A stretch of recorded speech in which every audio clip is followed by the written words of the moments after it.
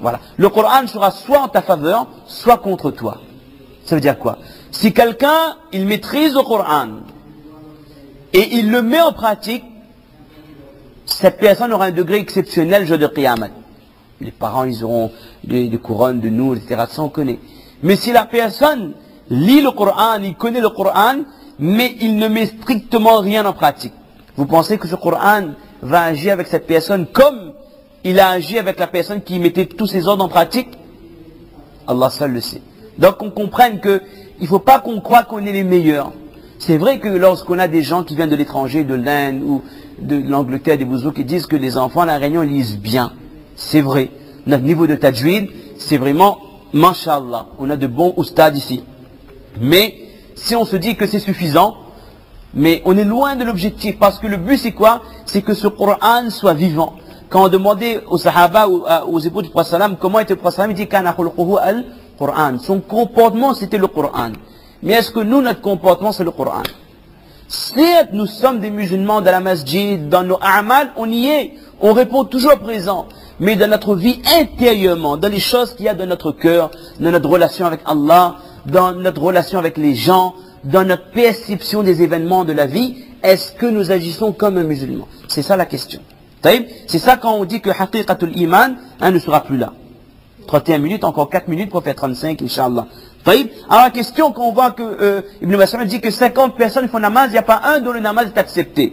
D'accord? Est-ce que je me suis déjà posé une fois la question, après avoir fait un namaz parmi mes 3 ou 4 000 namaz depuis que j'ai 15 ans, est-ce que je me suis déjà posé la question si, est-ce que le isha que j'ai fait a été accepté par Allah? Est-ce que quelqu'un s'est déjà posé la question? Ou alors pour nous c'est automatique. J'ai fait mon namaz, khalas, le devoir est accompli. Quand on entend quelqu'un comme Hazrat Omar ibn al-Khattab, deuxième calife de l'islam, qui a été qualifié par les ulama de la Ummah comme étant nisful islam, la moitié de l'islam, pour l'apport qui a été le sien pour la religion, quand Omar il dit que si on me disait qu'Allah Ta'ala a accepté un de mes sijdas, c'est-à-dire parmi tous les a'mal, tous les ibadats de ma vie, Allah a accepté au moins un sijda, je serais déjà satisfait. Les sahaba, ils se faisaient du souci pour leur ibadat. C'est pas, et nous, en commentaire, Sawan Nazakari dit son livre, nous, à notre époque, quand on fait un péché, on ne se fait même pas de souci. Les sahaba, quand ils faisaient une bonne action, ils étaient angoissés. Est-ce que Allah va accepter, oui ou non? Là, juste à travers cet exemple, vous voyez la différence de iman qu'il y a entre eux et nous. Et pour terminer, le prophète a dit également que viendra une époque où, regardez ça, et dites-moi si c'est pas le cas. سيأتي على الناس زمان يقعدون في المساجد حلقا حلقا إنما همتهم الدنيا فلا تجالسوهم. Il arrivera une époque où les gens se regrouperont dans la masjid par petits groupes et leur objectif, leur fikr, c'est quoi? C'est dunya. Et là, le hadith qui explique ça mieux, qu'une époque viendra où les gens, ils vont se rassembler dans la masjid. Hadithuhum fi masajidihim fi amri dunyahum. Ce qui va préoccuper les gens dans les mosquées, c'est quoi? C'est de parler du dunya. Les gens, ils viennent dans la masjid, ils s'assoient en petits groupes, mais ils ne parlent pas de din. Ils parlent de leur travail, ils parlent de autre chose, tout ce qui concerne la vie de ce dunya. Le prophète dit, ne vous joignez pas à vous, ne vous joignez pas à eux. فَلَا تُجَالِسُوهُمْ فَلَيْسَ لِلَّهِ فِيهِمْ حَاجَةٌ. Allah Ta'ala n'a pas besoin de ce genre de personnes. Dites-moi si ce n'est pas le cas. Regardez l'heure de la salat al-Jumu'ah. C'est grave ça. Quand on fait du Jumu'ah, regardez pendant le bayan, pendant le khutbah, combien de personnes restent à l'arrière, combien de personnes ne donnent aucune importance au khutbah ou au himma, à l'importance de la salat al-Jumu'ah. Wallahi, si c'est pas les petits signes de Qiyamah qui sont en train de se réaliser jour après jour, dites-moi qu'est-ce que c'est. Le problème c'est quoi? C'est que nous avons le sentiment du devoir accompli. On fait nos ibadats, mais on a oublié le maqsad, c'est quoi? Je suis persuadé que la plupart des musulmans ne savent pas qui est Allah réellement. Si on demande à une personne, donne-moi 10 sifat d'Allah, 10 qualités d'Allah. Est-ce qu'on peut citer 10 sifat d'Allah? Si je dis à une personne dans tel cas de figure, comment tu invoques Allah? Par quel nom d'Allah? Par quelle qualité d'Allah? Quand tu es de telles difficultés, tu penses à Allah à travers quel nom? Quelle est ta réaction face au problème? Est-ce que tu as dans ton cœur ce qu'on appelle husnul dhanni billah?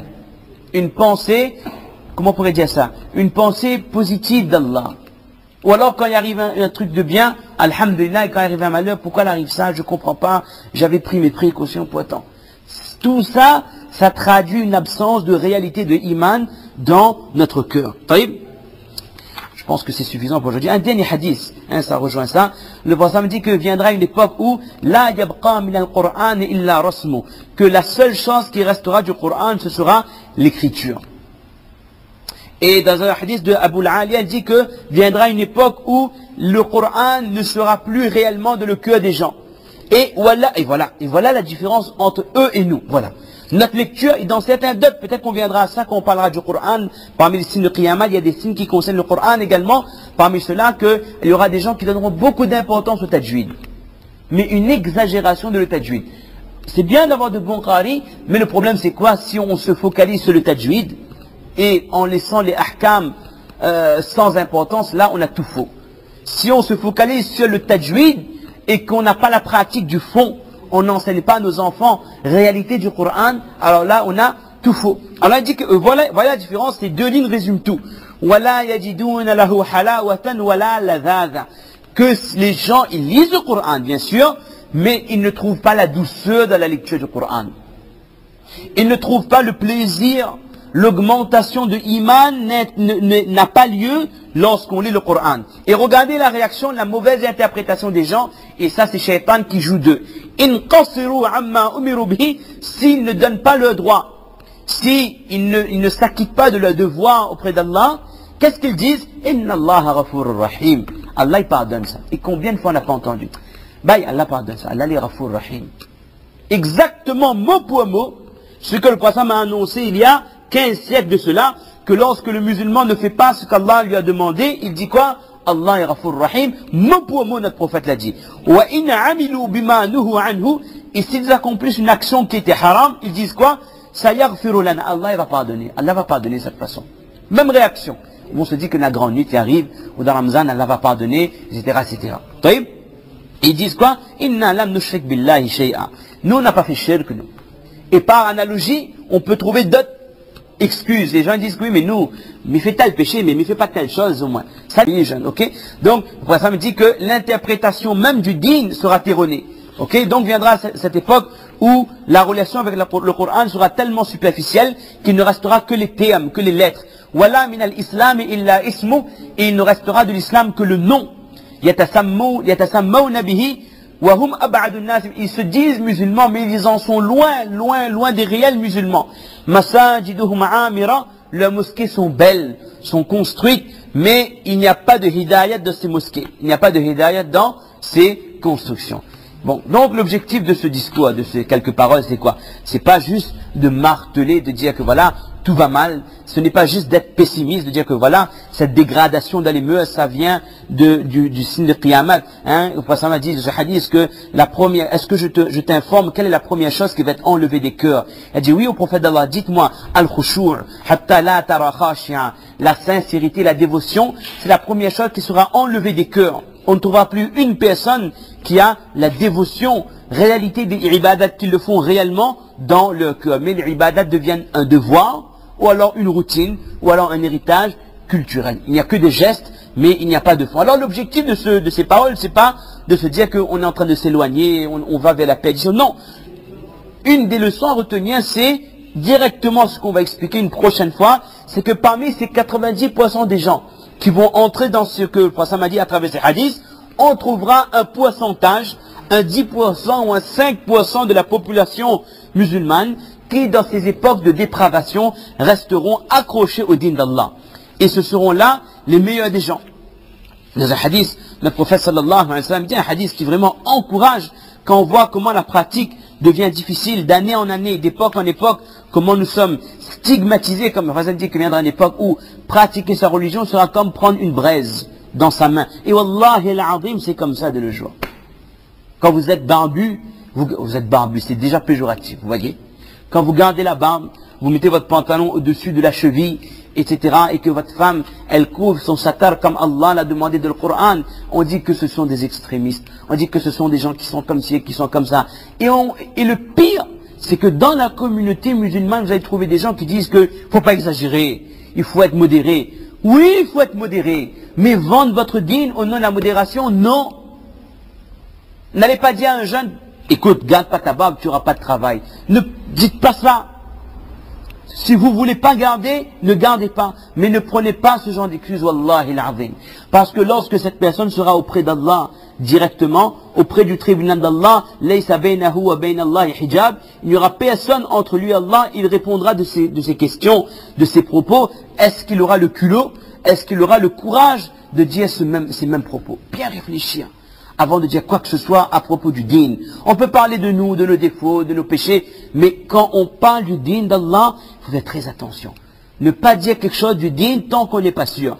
Et le prophète m'a dit que, parmi donc, on va s'arrêter là, on est en train d'entrer dans un tout autre chapitre. L'objectif c'est de connaître, de savoir, on va voir la prochaine fois que parmi ces gens-là, ceux qui resteront attachés au dîn d'Allah, ce seront là les meilleurs des gens. Ce seront les gens qui auront les plus hauts degrés. Et on dira juste le hadith pour terminer, c'est une bonne note parce qu'on a dit que des choses qui cassent le moral. Hadith de Utba, il dit que le prophète m'a dit min wara'ikum ayyamus sabr, viendra une époque où il faudra faire beaucoup de patience. Litamassuki fihinna yawma idhin bimithli ma antum alayhi. Il a dit les gens qui resteront fermes de leur dîn à cette époque de dépravation, ils auront la récompense de 50 parmi vous. Ka'ajri khamsina minkum. Et ça veut dire au prophète d'Allah, ya Nabi Allah, awa minhum, il dit oh, c'est plutôt ils auront la récompense de 50 parmi eux. Il a dit non, le prophète a dit non. Bal minkum, bal minkum, bal minkum. 3, le prophète a dit non. Cette personne qui restera ferme de son dîn à une époque de dépravation, de fitna, elle aura la récompense de 50 personnes entre vous, parmi vous, comme vous, pas comme les gens de leur époque. Donc à travers ce hadith, on comprend que rester fait. Et le hadith, ça rejoint. Les hadiths, ce sont des puzzles. Ça m'a dit que Allah il rétribue selon les difficultés. Faire la salat lorsqu'on habite ici à La Réunion, lorsqu'on travaille, on est dans un bureau, on est un commerce, et tirer un temps pour faire 4 faras de asar. Je parle plus de sunnat là. Faire 4 faras de asar, ce n'est pas comme quelqu'un qui habite en face de Haram Sharif, qui a azan de micro et qui il va, il fait namaz. Il a 700 000, mais il n'a pas eu le taklif à faire. Je ne dis pas que notre salat vaut mieux là, wallah. Personne n'a le droit de se prononcer là-dessus. Mais Allah regarde également le sacrifice. Hadith qui dit que plus c'est difficile d'accomplir une action en ce sens, plus la rétribution sera élevée. Et ça, c'est tout à fait logique. Allah